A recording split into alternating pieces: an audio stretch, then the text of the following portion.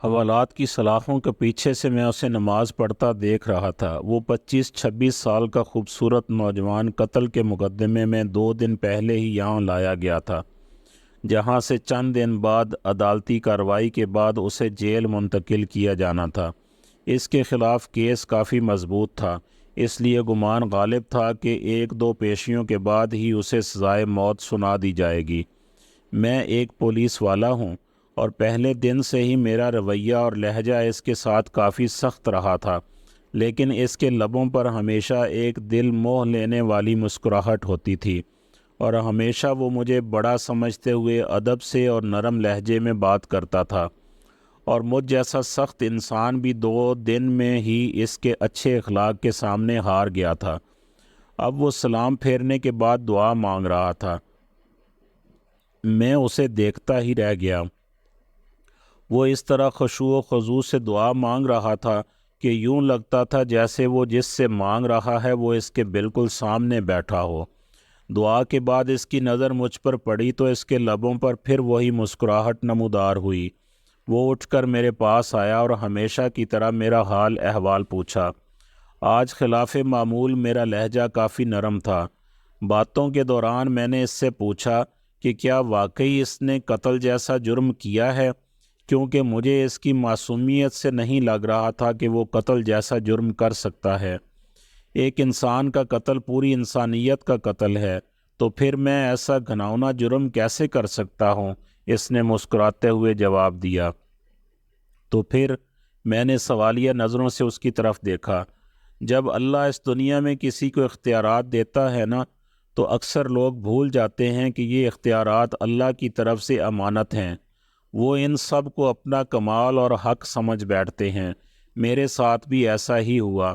ہمارے علاقے کے ایک بااثر انسان نے قتل کر دیا، اور اتفاق سے میں وہاں سے چند قدم ہی دور تھا۔ اس نے الزام مجھ پر لگا دیا، جھوٹے گواہ بھی تیار کر لیے گئے، اور میں یہاں آ گیا۔ مجھے دکھ سا ہوا۔ تو تمہارے گھر والوں نے کچھ نہیں کیا؟ گھر والوں نے اپنی سی کوشش کی، لیکن وہی بات، اس معاشرے میں لوگ بھی ڈر کے مارے اسی کا ساتھ دیتے ہیں جو طاقتور ہو۔ وہ پھر سے مسکرایا تھا۔ مجھے اس کے سکون کو دیکھ کر حیرت ہوئی۔ تمہیں ڈر نہیں لگتا کہ ہو سکتا ہے کہ کچھ دنوں تک تمہیں موت کی سزا سنا دی جائے؟ انشاءاللہ مجھے کچھ نہیں ہوگا۔ میں نے اس کے آگے اپنی عرضی رکھ دی ہے، جس کے سامنے بڑے سے بڑے بادشاہ کی بھی کوئی حیثیت نہیں۔ اس نے پر یقین لہجے میں جواب دیا۔ میں نے پھر سوالیہ نظروں سے اسے دیکھا۔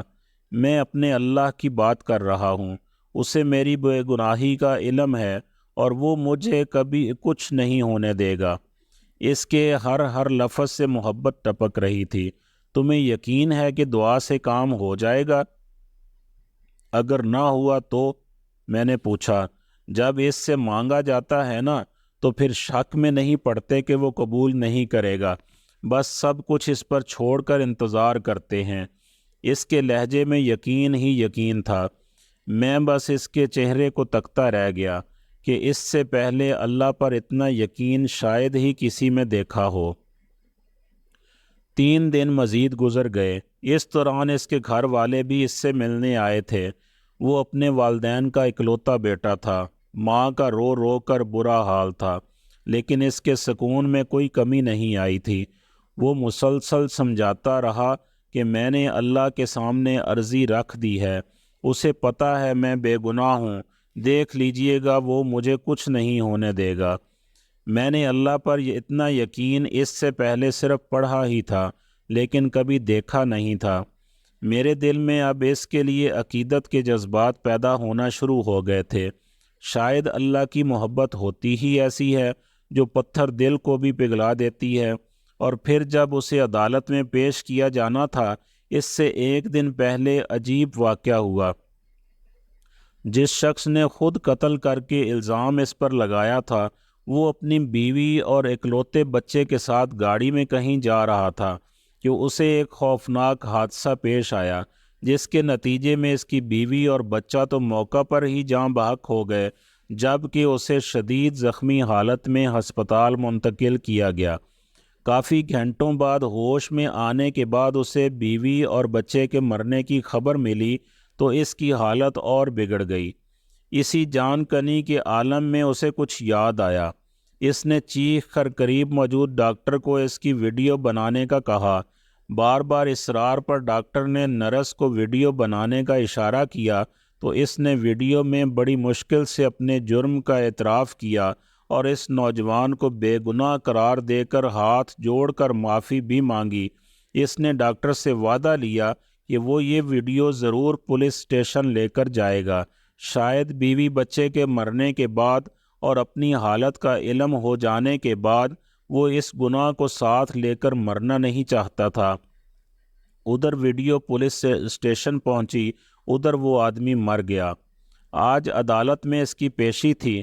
عدالت کے سامنے اس کی بے گناہی کا ناقابل تردید ثبوت ویڈیو کی شکل میں موجود تھا، لہٰذا اسے باعزت بری کر دیا گیا۔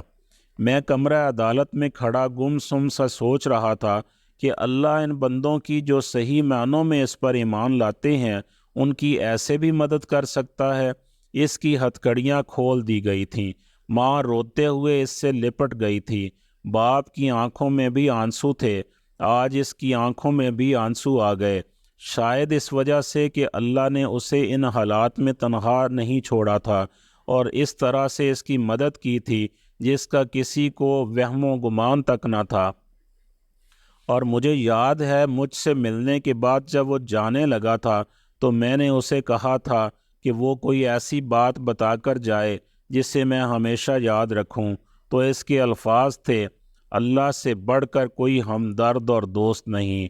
جب بھی کوئی مشکل پیش آئے اسی سے مانگیں اور پھر یقین بھی رکھیں کہ وہ قبول کرے گا۔ وہ محض کسی سوچ یا تصور کا نام تو ہے نہیں، بلکہ وہ تو ایک زندہ حقیقت ہے۔ وہ اس وقت بھی ہمارے ساتھ ہے، شہرگ سے بھی قریب ہے۔ وہ ہمیں دیکھتا رہتا ہے کہ مشکل میں ہمارا رد عمل کیا ہوگا، اور جو اس سے مانگ کر شک میں نہیں پڑتے اللہ بھی انہیں کبھی تنہا نہیں چھوڑتا۔ ایسے طریقوں سے اس کی مدد کرتا ہے کہ عقل حیران رہ جاتی ہے۔ وہ اب واپس جا رہا تھا اور مجھے یوں محسوس ہو رہا تھا جیسے میں آج ہی مسلمان ہوا ہوں، یا جیسے میں نے آج اپنے اللہ کو پا لیا ہے۔